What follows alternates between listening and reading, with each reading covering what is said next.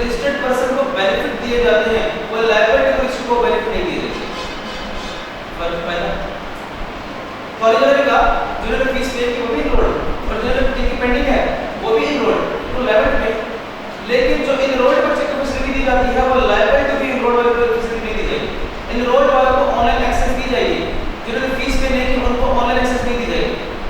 Enrolled वालों को class में बैठने दिया जाएगा, जिन्होंने इनरोलमेंट नहीं करे वो बाहर खड़े होंगे, दोनों हैं इनरोल्ड। बात समझ आई? अब टैक्स की दुनिया में सेल्स की दुनिया में रजिस्टर्ड पर्सन का मतलब है जो एक्चुअली रजिस्टर्ड है वो भी रजिस्टर्ड पर्सन है और जो लायबल टू बी रजिस्टर्ड है वो भी रजिस्टर्ड पर्सन है। लेकिन नीचे देखिए क्या लिखा हुआ है, however a person liable to be registered but not registered in such a way cannot claim benefits available, cannot claim benefits कौन से to registered person। लिखिए ये लोग कितना लिखे समझ लें ऐसे ये रजिस्टर्ड में एक्चुअली रजिस्टर्ड आते हैं, लायबल टू रजिस्टर्ड आते हैं, दोनों बराबर नहीं। जो रजिस्टर्ड को बेनिफिट दी जाएगी और जो लायबल को बेनिफिट गुड्स किसे कहते हैं? कहता है goods include production, transmission and distribution of बिजली, every kind of movable property other than actionable claims. Actionable claims मतलब कि डेटर्स ऑक्शनेबल क्लेम्स मतलब डेटर्स सेल्स टैक्स की गुड्स में नहीं आते, गुड्स में बिजली आती है, हर किस्म की मूवेबल चीज आती है। Other than actionable claims money stocks shares sales tax में नहीं। डेटर्स ऐसा स्टॉक्स शेयर्स सेल्स टैक्स में कि गुड्स में नहीं, गुड्स देखिए सेल किसकी होती है? गुड्स की। सप्लाई किसकी होती है? गुड्स की। तो टैक्स किस पे देना पड़ेगा? गुड्स पर। अब आपको बोले कि भैया आपके पास 100 करोड़ इसमें टैक्स हो, इस तरह से कह रहे हैं कि ये सेल्स टैक्स गुड्स में बैलेंस में याद नहीं करना। हाँ ई इंटरमीडिएट दो नंबर की डेफिनेशन एक बात ई इंटरमीडिएट। अच्छा आपको पता है आपका एफपीआर की ऑनलाइन वेबसाइट है और आपको पता है वहाँ पर एक सॉफ्टवेयर है आईरिस पे रिटर्न्स फाइल होती है। तो कह सकता हूँ आईरिस जो है एफपीआर के पोर्टल पे वो एक इलेक्ट्रॉनिक मोड है रिटर्न्स फाइल करने का और टैक्स पे करने का, उसे कहते हैं ई इंटरमीडिएट। बड़े E intermediate E intermediate a person appointed as e-intermediary for filing of electronic returns, filing of electronic returns and such other documents as may be prescribed by the law। ना सिर्फ returns file होती है online बल्कि other document भी submit होती है। उस platform को कहते हैं ई-इंटरमीडिएरी।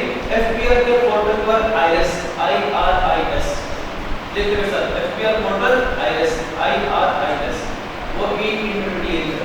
इंशाल्लाह जब हम मिल जाएंगे और टैक्स रिकॉर्ड हो जाएंगे तो आपका वास्ता पड़ेगा आईआरएस के साथ, वही पे सारा कुछ होगा। मतलब वही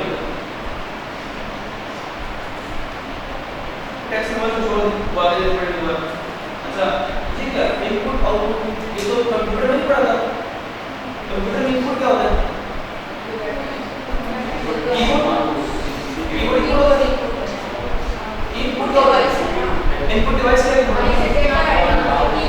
keyboard, mouse, speaker, USB. Speaker output है, स्पीकर इनपुट नहीं है।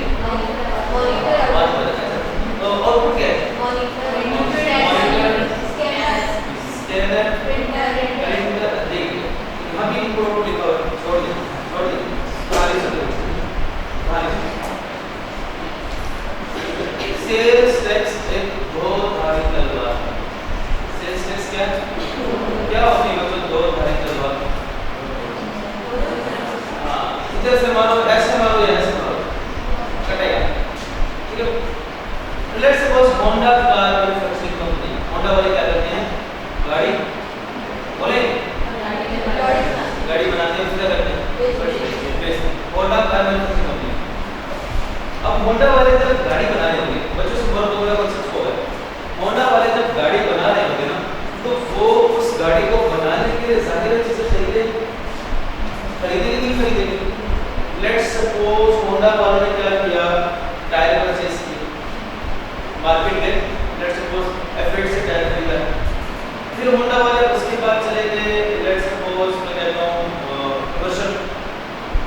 से टेप खरीदा है, टेप लगाया स्क्रीन और स्पीकर पे खरीदो।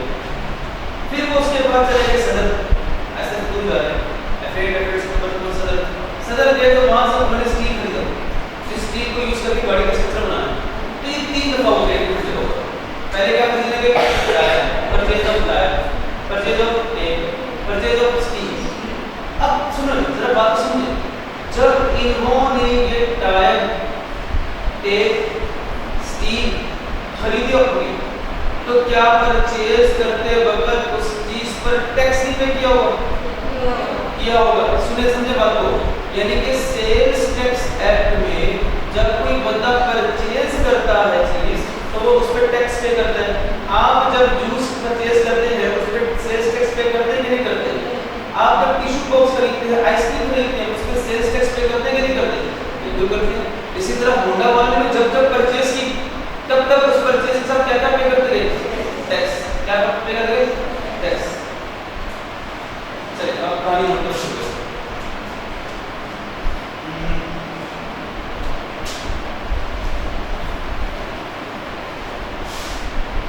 यहाँ वीडियोस पहले क्या हुआ, परचेज ऑफ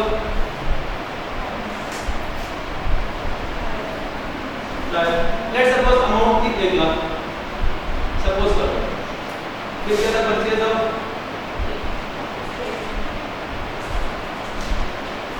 तो ये खरीदा लेट्स सपोज 2 लाख।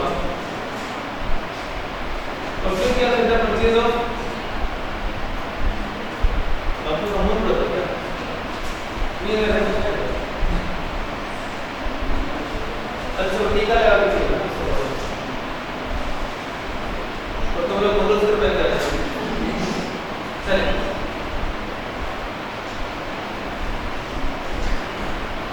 तो कह सकता हूँ होंडा वाले 3 मौकों पर सेल्स टैक्स जमा करवा कर आएंगे।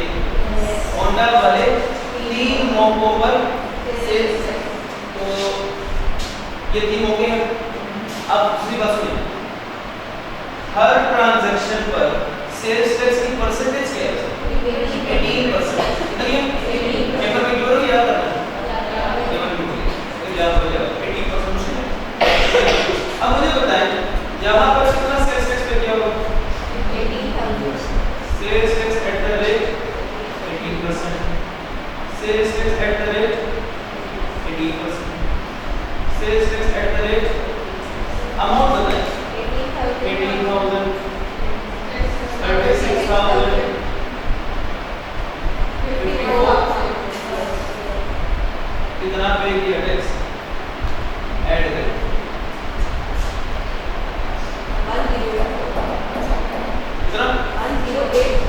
108,000। ये उन्होंने पे किया कि नहीं किया? अब क्या होगा, ये तीनों पार्टीज होंडा वालों से सेल्स टैक्स इकट्ठा करके इसको जमा कराएंगे हुकूमत, जिसमें करेंगे हुकूमत। लेकिन होंडा वालों ने कुछ तो नहीं, ठीक है, होंडा वालों ने जिससे परचेज की है, यानी देखो जिससे टायर खरीदे उसके लिए क्या था, वो टायर वाले था, उसके लिए परचेज सेल है, उसके लिए सेल है। उसने क्या किया, सेल करते वक्त सेल्स टैक्स इकट्ठा किया, अपना पे किया, अपना रखा, बाकी किसको दे दिया? गवर्नमेंट को। टेप वाले के लिए क्या था? होंडा के लिए परचेज, उसके लिए क्या? सेल। टेप वाले ने चीज बेचते वक्त सेल्स टैक्स इकट्ठा किया होंडा वालों से, बस होंडा वालों से सेल्स टैक्स इकट्ठा करके जो खुद पे किया था, रॉ मटेरियल परचेज किया टेप बनाने के लिए, खुद जो टैक्स पे किया था वो जेब में रखा और बाकी टैक्स दोनों को दे दिया। स्टील वाले से जब चीज खरीदी होंडा वालों ने, तो स्टील वाले की तो सेल थी ना, स्टील वाले ने सेल करते वक्त टैक्स कलेक्ट किया और अपना रखा और जो बचा था वो उसको दे दिया। और क्या ये बात बता रही है आपको? ये आपको आई? लेट्स सपोज आप स्टील बेच रहे हैं, अज्यूम अब आप स्टील बेच रहे हैं, मैं आपके पास ऐसे खरीद रही, तो मैंने की परचेज, आपने क्या की? सेल। अब जब बंदा सेल करता है तो क्या वो सेल्स टैक्स कलेक्ट करता है या नहीं करता? सेल करता है। आपने जब मुझे स्टील बेचा, आपने मुझसे टैक्स कलेक्ट कर लिया, अब उस टैक्स का क्या करेंगे? जो आपने ऑलरेडी स्टोर को पे किया था वो अपने पास अपनी जेब में कवर डालेंगे और रिमेनिंग वाला क्या कर देंगे? गवर्नमेंट। इसी तरह ये तीनों पार्टी ऐसे करेंगे। जब तक होंडा वाले परचेज करने गए, होंडा वाले टैक्स पे किया और जिन डोमेस्टिक पार्टीज को टैक्स पे किया, उन्होंने अपना अपने पास रखा, इजाफी किसको दे दिया? हुकूमत। यहाँ तक बात क्लियर है? अब आगे कहानी सुनो, आगे क्लियर हो गया। होंडा वालों ने गाड़ी मैन्युफैक्चर कर ली, इस गाड़ी में स्टील था, टेप थी और टायर, बाकी छोड़ दो जाते हैं, बस इतनी सी थी। और ये गाड़ी खरीदने आए आपके फेवरेट सर सही साहब सीएम। तो अब क्या हुआ, अब होंडा वाले ये गाड़ी जो है सर सही को बेचेंगे, मिलाएंगे किसी को, नोट इन्होंने किया। अच्छा इस पर लिखिए, ये कहानी में ही सारा चक्कर है। अब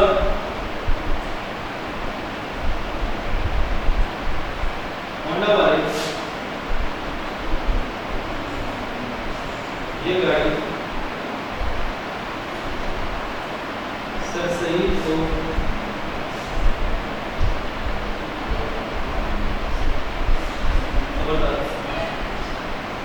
सेल करें, सेल करें। Now let's assume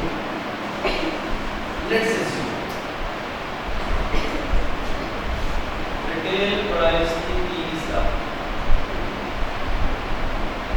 Let's assume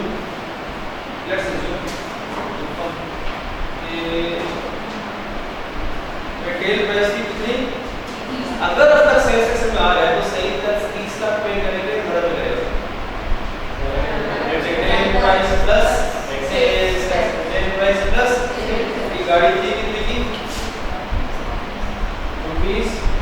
30 lakh. लेंगे तो चलिए छोड़ दो ये प्राइस, इसमें क्या ऐड होगा? Sales tax at the rate बताइए कितना है? 30 लाख का रेट उसमें यस 5 लाख। सर सही को ये गाड़ी कितनी की पड़ेगी? 35 लाख 40 हजार। अब बात समझ में होगी, अब समझे होंडा वालों ने क्या किया, गाड़ी को क्या किया बच्चे, गाड़ी को तो सेल करने वाला टैक्स पे करता है या क्या करता है? देखें यहाँ पर इन तीनों ने क्या किया था, सेल की थी, इन तीनों ने क्या की थी? सेल। और होंडा वाले क्या की थी? परचेज। तो सेल करने वालों ने परचेज करने वालों से क्या किया था? टैक्स कलेक्ट किया था। यहाँ पर होंडा वाले क्या कर रहे हैं? सही क्या कर रहे हैं? तो सेल करने वाला सही से क्या इकट्ठा करेगा? Sales tax. कितना? 5,40,000 रिकवर फ्रॉम मिस्टर सही। इसका नाम क्या? 5,40,000 रिकवर्ड फ्रॉम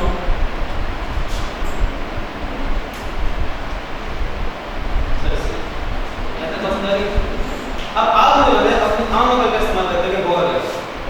होंडा वाले इस 5 लाख चल क्या करेंगे? अपने पास कितना रखेंगे? होंडा वालों ने कितना पे किया था? कितना रिकवर किया है? तो 5,40,000 से कितना अपनी जेब में रखेंगे? बाकी किसको देंगे? टैक्स। यही तो बात है। देखिए टैक्स हमने दिया, टैक्स देखिए अल्टीमेट बर्डन किसको पड़ा? बेचारे सही साहब पे। यानी कि क्या सही साहब ने इस 5,40,000 में वो होंडा वाले ने पे किया था, वो भी सेल की तरह पड़ गया और अपना भी उसकी तरह पड़ गया। अल्टीमेट मैं ये कह रहा था आपको कि सेल्स टैक्स में अल्टीमेट बर्डन किसका आता है? And consumer. इसका आता है इससे पहले तो हर कोई पे कर रहा है, रिकवर कर रहा है, पे कर रहा है, रिकवर कर रहा है। यहाँ पर सही साहब ने पे कर दिया, अब वो किससे रिकवर करे? उन्होंने तो बेचनी है, उन्होंने तो कंज्यूम करनी है।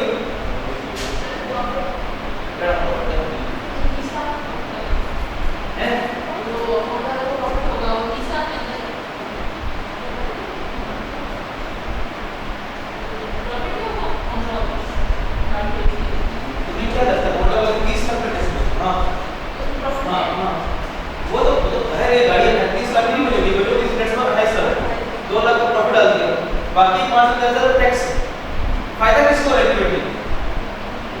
गवर्नमेंट को। फायदा किसको है? तो इसको लिखने का अंदाज ऐसा है होगा। होंडा वालों ने टैक्स कवर किया, उसमें से लेस किया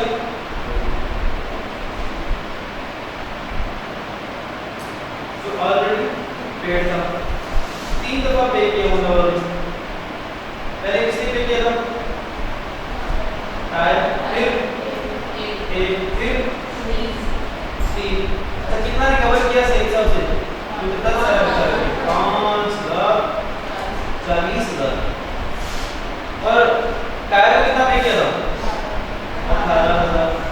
एक को कितना पे किया 36,000 और अपन उसके कितना पे किया 54,000 54,000। तो बताएं गवर्नमेंट के पास कितना